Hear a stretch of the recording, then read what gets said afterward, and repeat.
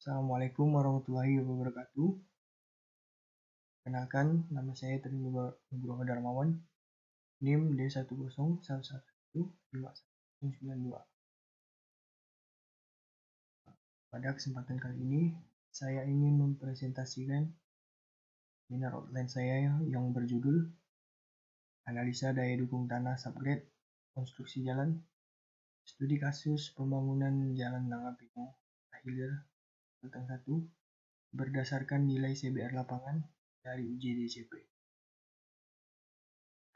Pertama-tama, saya ingin mengucapkan terima kasih pada dosen pembimbing 1, Bapak Insinyur Rustamaji MT,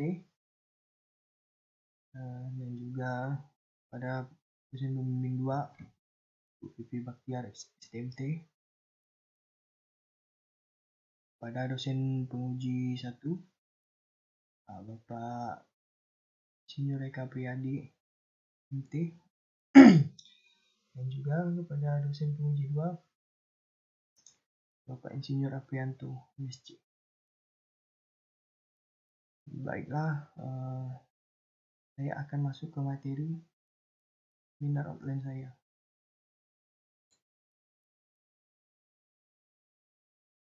Latar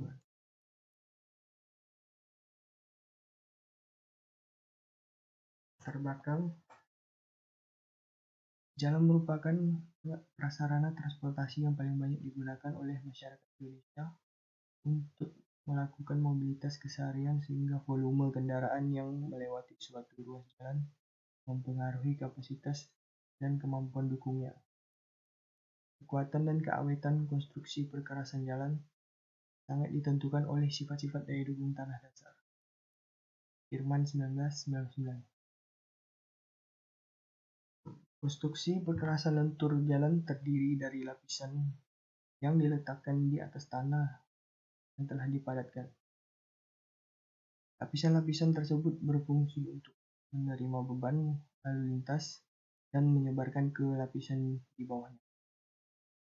Beban kendaraan dilimpahkan ke perkerasan jalan melalui kontak roda berupa beban terbagi rata. Beban tersebut berfungsi untuk diterima oleh lapisan permukaan dan disebarkan ke tanah dasar menjadi lebih kecil dari daya dukung tanah dasar. Tanah subgrade atau tanah dasar adalah permukaan tanah semula, permukaan tanah galian atau timbunan yang dipadatkan, dan merupakan dasar untuk peletakan bagian lapis keras lainnya. Oleh karena itu, pengujian terhadap tanah dasar diperlukan untuk perencanaan konstruksi jalan. Pengujian tanah dilakukan untuk memperoleh data tanah yang diperlukan, baik untuk perencanaan maupun tanah.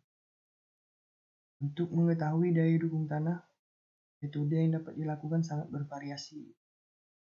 Ada Sencon, faktor tes, sondir, DCP, hand penetrometer, dan juga plate bearing test.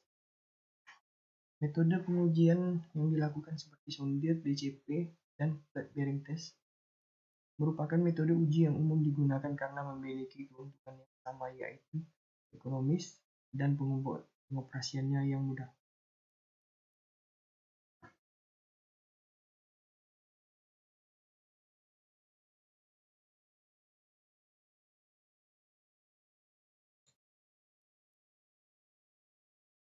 Langsung masuk ke rumusan masalah.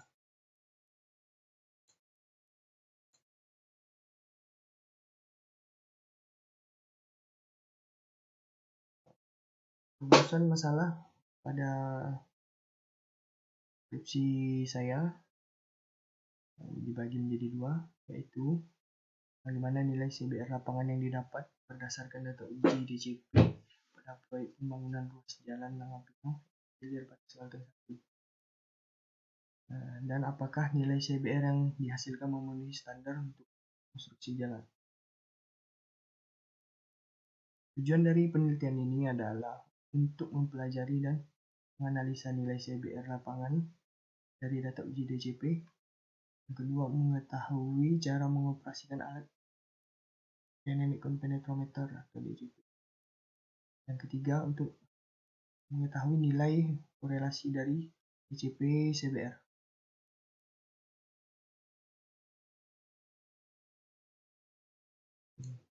Baiklah, kali ini untuk batasan masalahnya, agar pembahasan tidak terlalu melebar, saya membagi menjadi 3 poin. Yang pertama, pengujian DCP dilakukan pada lokasi proyek pembangunan ruas jalan Tangampino, Elak Hilir, batas Kalteng 1. Penetapan nilai CBR lapangan didapat melalui data hasil pengujian DCP. Jumlah titik pengujian DCP sesuai dengan data yang akan didapat, yaitu 25 titik. Manfaat penelitian.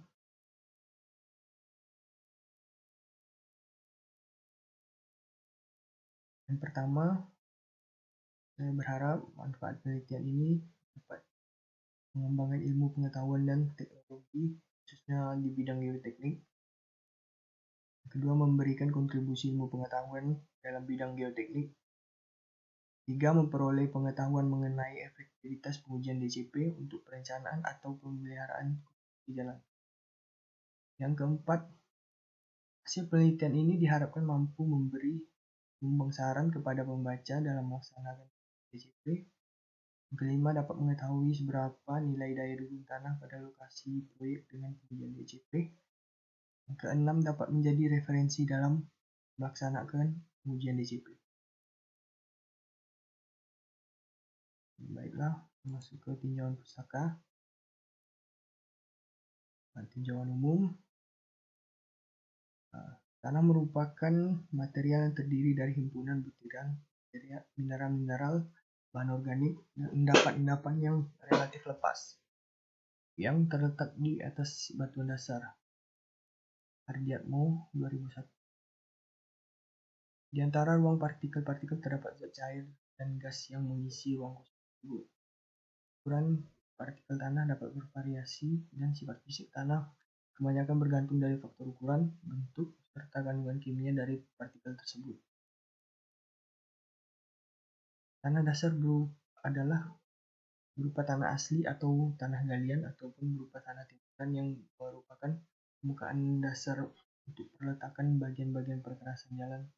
Sangat tergantung dari sifat-sifat serta daya dukung dari tanah dasar. Adapun fungsi dari tanah dasar adalah bagian lapisan terbawah untuk tempat duduknya lapisan perkerasan di atasnya.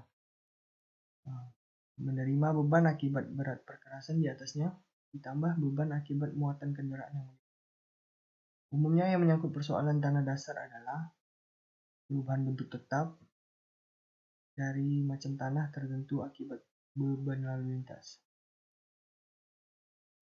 Sifat mengembang dan menyusut dari tanah tertentu akibat perubahan kadar air. Daya dukung tanah yang tidak merata dan sukar ditentukan secara pasti pada daerah dengan macam tanah yang sangat pada kedudukannya atau akibat dari pelaksanaan. Lendutan atau deflection, lendutan balik selama dan sesudah pembebanan lalu lintas dari macam tanah tertentu. Tambahan pemadatan akibat pembebanan lalu lintas dan adanya penurunan.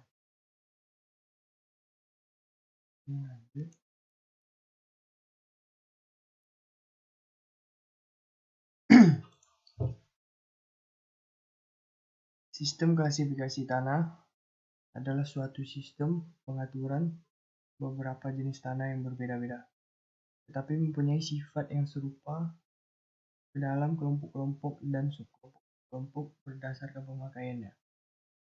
Sistem klasifikasi memberikan suatu bahasa yang mudah untuk menjelaskan secara singkat sifat-sifat umum tanah yang sangat bervariasi tanpa penjelasan yang terperinci. Terdapat 2 sistem klasifikasi tanah yang umum digunakan untuk mengelompokkan tanah. Kedua sistem tersebut memperhitungkan distribusi ukuran butiran dan batas-batas Atterberg. Sistem-sistem tersebut adalah sistem klasifikasi ASTO dan USCS. Konstruksi perkerasan lentur terdiri dari lapisan-lapisan yang diletakkan di atas tanah yang telah dipadatkan Lapisan-lapisan tersebut berfungsi untuk menerima beban lalu lintas dan menyebarkan ke lapisan bawahnya. Susunan lapisan perkerasan lentur terdiri dari lapis permukaan atau surface course, lapis pondasi atas atau base course, lapis pondasi bawah atau subbase course, lapis tanah dasar atau subgrade.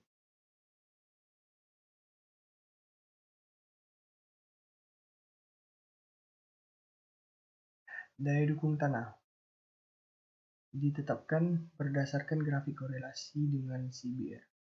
Yang dimaksud dengan CBR di sini adalah harga CBR lapangan atau harga CBR lab. CBR lapangan biasanya digunakan untuk perencanaan lapis tambah atau concrete, dan CBR laboratorium biasanya digunakan untuk perencanaan pembangunan jalan baru lebaran. Pengujian dynamic compenetrometer dikembangkan oleh TRL dan mulai diperkenalkan di Indonesia sejak tahun 85 sampai. Pengujian ini dimaksudkan untuk menentukan nilai CBR tanah dasar, timbunan, atau suatu sistem perkerasan. Pengujian ini akan memberikan data kekuatan tanah sampai kedalaman kurang lebih 70 cm di bawah permukaan lapisan tanah yang ada atau permukaan tanah dasar. Di sini ada beberapa rumusan korelasi DCP-CBR dari tahun ke tahun, dari peneliti yang berbeda-beda. Ada dari CSIR, NCDOT, ARRB, UKTRL, Monsi Livni, Norwegian RRL, dan juga dari Kementerian Pekerjaan Umum, dan dari Webster.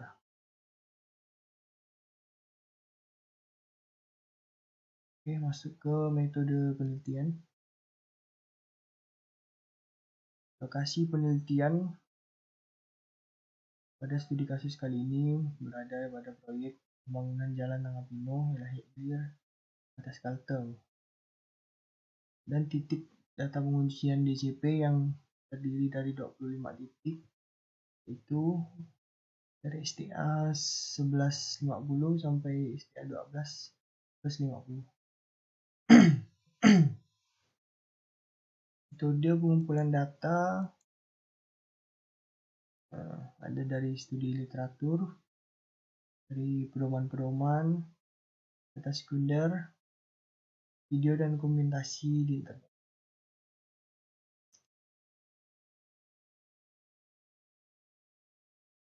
Berdasarkan Surat Edaran Menteri Pekerjaan Umum Nomor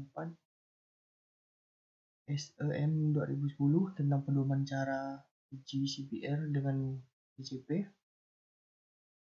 Pedoman ini mencakup peralatan, cara pengujian, cara perhitungan untuk menentukan nilai CBR dan lain-lain. Tanah yang menjadi objek penelitian adalah tanah subgrade. Pengujian DCP menggunakan konus 60 derajat. Pemeriksaan nilai CBR lapangan menggunakan rumusan korelasi DCP-CBR konus 60 derajat dari Kementerian Pekerjaan Umum tahun 2010, yaitu log 10 CBR sama dengan 2,8135 kurang 1,313 log 10 DCP. Peralatan yang jelas menggunakan peralatan DCP atau dynamic compenetrometer. Ada 3 bagian yang saya bagi. Palu geser berat 8 kg dan tinggi 57,5. Batang baja keras atau hammer shaft dengan diameter 20 mm. Batang utama baja keras berdiameter 20 mm serta panjang 100 cm yang telah disambung dengan konus 60 derajat.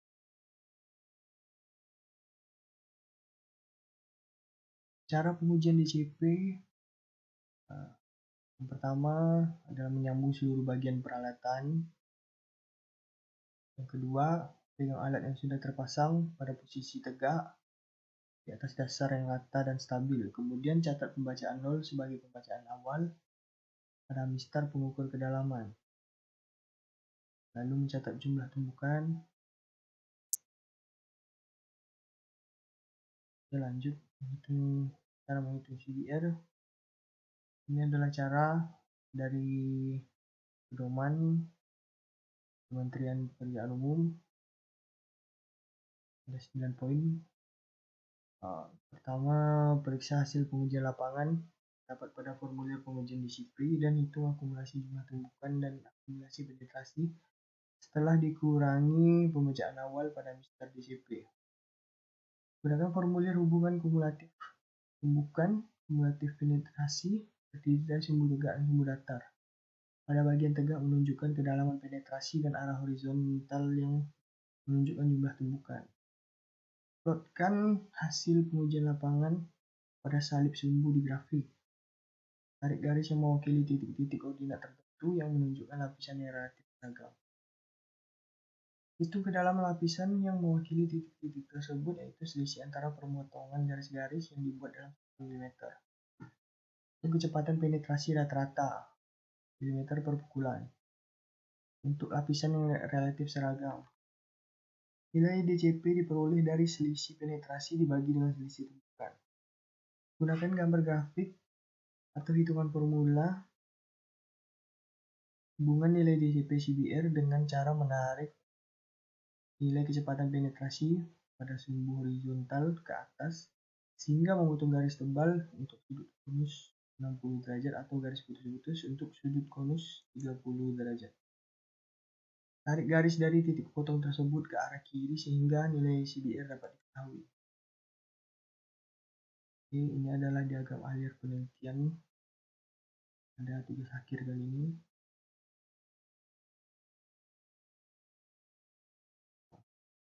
Identifikasi masalah, pengumpulan data, uji disiplin, analisa data, hasil pembahasan, kesimpulan dan saran. Terima kasih. Baiklah, saja presentasi dari saya. Terima kasih.